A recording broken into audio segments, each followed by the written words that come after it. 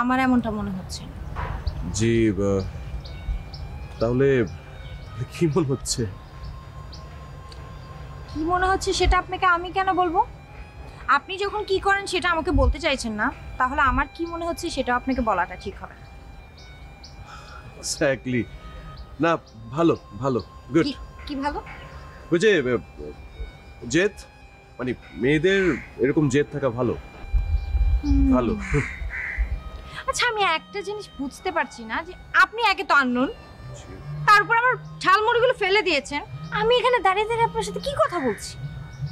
ও হ্যাঁ, এটা তো অনেক বড় ভুল করে ফেলেছেন আপনি। ভবিষ্যতে এরকম আর করবেন না, মনে রাখবেন। ঠিক আছে মিস্টার, ভবিষ্যতে আপনার এই উপদেশ আমি অক্ষরে অক্ষরে পালন করব। ঠিক আছে, তাহলে আমার মনে হয় আমরা যার যার কাজে চলে যাই।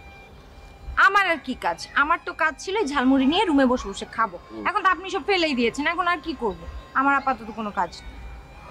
আচ্ছা সরি, আবার নেক্সট টাইম দেখা হলে আমি আপনাকে ঝালমুড়ি ট্রিট দিচ্ছি, প্রমিস। ঠিক আছে, এটা অবশ্য ভালো বলেছেন, পাওনা থাকলো তাহলে। জি প্লিজ। যাই। জি, টেক কেয়ার। কি ব্যাপার, তুমি এখানে কেন? তুমি কি করো সেটা দেখতে এসেছি। মানে কি?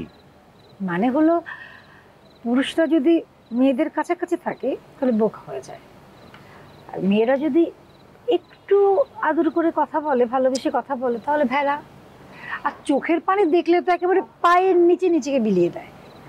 তুমি কোনটা করো সেটা দেখতে এসেছি। বাজে কথা বলো না তো। তুমি কি সত্যি এই জন্য আসছো? মিথ্যে কথা কেন বলতে যাবো? আনিকা যদি তোমার সাথে আমাকে দেখে ফেলে তাহলে কি ভাববে তুমি বুঝতে পারছো? তার ভাবা ভাবিতে আবার কি যায় আসে? আমার আসে যায়। আনিকা যদি সন্দেহ করা শুরু করে তাহলে যে কাজটা করতে এসেছি সেটা করতে কি পরিমাণ কষ্ট হবে তুমি কল্পনা করতে পারছো? আমি সবকিছু আগে থেকেই কল্পনা করতে পারি। না, কল্পনা করতে পারো না। তুমি যদি পারতে তাহলে তুমি এখানে আসতে নাই ভাবে। আমি কেন এসেছি জানো? কারণ তোমার প্রতি আমার কোনো বিশ্বাস নেই। বিশ্বাস না থাকার কারণ? কারণ আমার মনে হয় তুমি আমার থেকে আনিকাকে বেশি ভালোবাসো। এটা কোন এতদিন পরে এসে তুমি বলছো যে মানে আনিকাকে তোমার চেয়ে বেশি ভালোবাসি? তো প্রমাণ করে দেখাও। আমি যেটা চাই সেটা করো।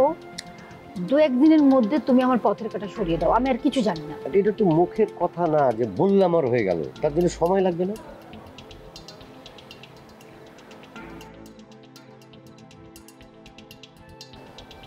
কি হলো, চুপ করে আছো কেন? কিছু তো একটা বলবে। কি বলবো? তুমি আমার পথের কাঁটা কবে সরাবে? বলেছি তো সময় মতো সব কিছু হয়ে যাবে। আমি এখন যাই।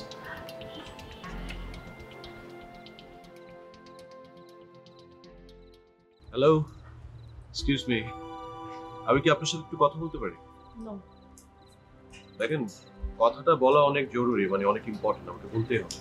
আপনার সাথে আমার এমন কোনো সম্পর্ক নেই যার জন্য আপনার কথা আমাকে শুনতে হবে। তা ঠিক, কোনো সম্পর্ক নেই।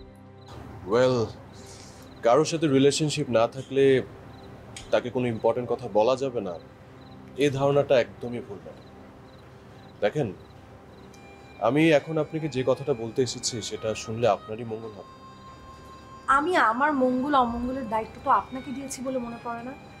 তা দেননি। তবে ম্যাডাম, আমি একজন মানুষ হয়ে আরেকজন মানুষের ক্ষতি হতে তো দিতে পারি না। কি বলতে চাইছেন আপনি? আরে বাবা, যেটা বলতে চাচ্ছি সেটা তো বলারই সুযোগ দিচ্ছেন না আপনি। 5টা মিনিট আপনি আমার কথাটা একটু ধৈর্য ধরে শুনুন, তারপর যদি...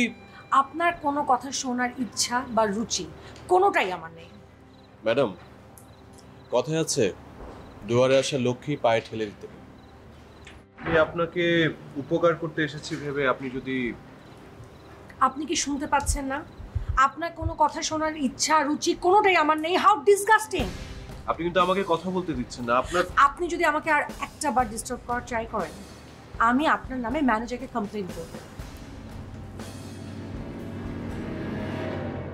ম্যাডাম, আমার কথাটা তো আপনি শুনে যাবেন। লাগবে না আমার উপকার করা, যান এখান থেকে।